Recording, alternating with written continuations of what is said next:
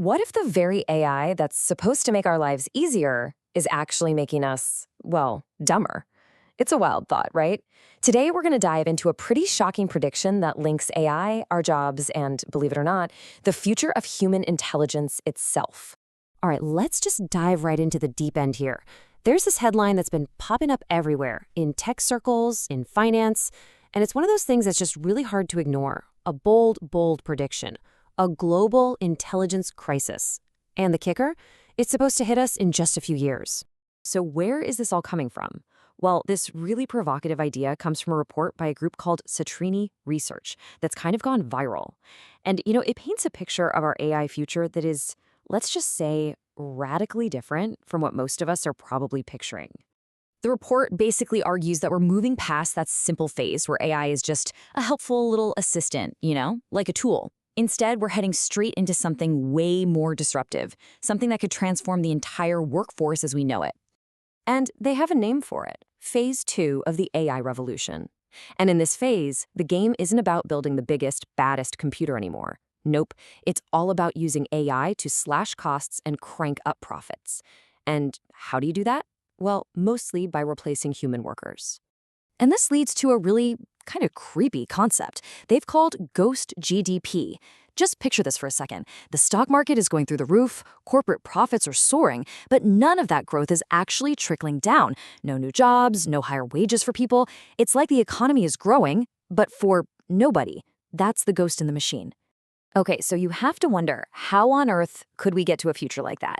I mean, how did the whole dream of a connected world, of information at our fingertips, lead to this prediction of an intelligence crisis? A future where our jobs are gone and our own thinking skills are fading? Well, the answer might be hiding in plain sight, right there in the apps we use every single day. So to really get it, we need to take a quick look at how our digital world has evolved. Our public square. And for most of us, that means one thing: social media. And more importantly, the algorithms that run the show. Remember the early days? I mean, platforms like Facebook and Twitter were seen as these amazing liberation technologies. The idea was that they would democratize information, make us all smarter, more informed.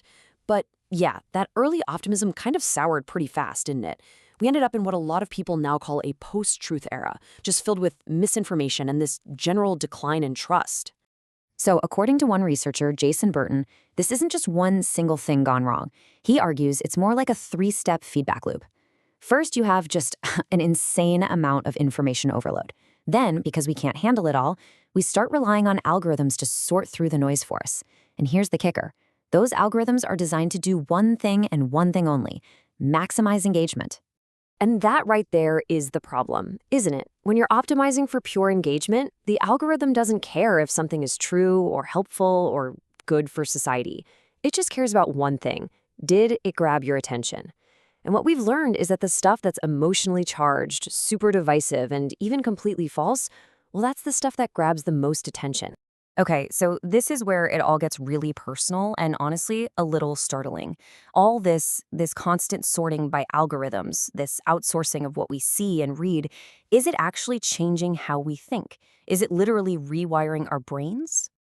Well, a recent scientific study decided to tackle that exact question. Researchers wanted to know, are these powerful AI tools changing how we mentally show up for a task? And what they found was pretty striking. So here's what they did. It was a really simple but super clever experiment. They got 40 students and gave them a writing assignment. They split them into two groups. Group 1, they had to do it the old-fashioned way, just them and their brain. Group 2, though, they got to use ChatGPT for help. And the whole point was to measure how much mental effort, how much brain power each group actually used. And the results? Yeah, they were crystal clear. The group that used ChatGPT reported way, way lower cognitive engagement. I mean, it's pretty simple. They just didn't have to think as hard. Now, scientists have a name for this. It's called cognitive offloading. And it's not a totally new idea, right? I mean, think about it. You save a phone number in your contacts instead of memorizing it. That's cognitive offloading. But with AI, this is taking on a whole new dimension. It's not just offloading memory. We're starting to let our tools do the actual thinking for us. And that's really the big worry that came out of the study. Look, these tools are incredibly convenient. Nobody's denying that. But the fear is that they might be making us, well, lazy thinkers.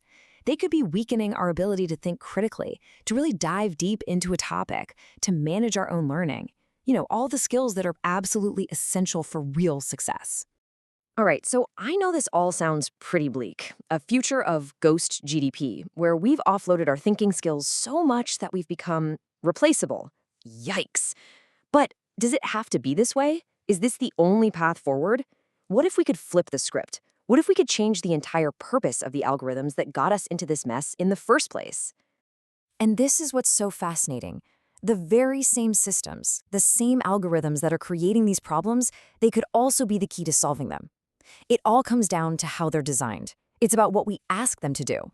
I really love this quote from Jason Burton. He says, "Algorithms are not the enemy, they just need a makeover." And that just reframes the whole problem, doesn't it? They're just tools. And look, we absolutely need them to deal with all this information overload.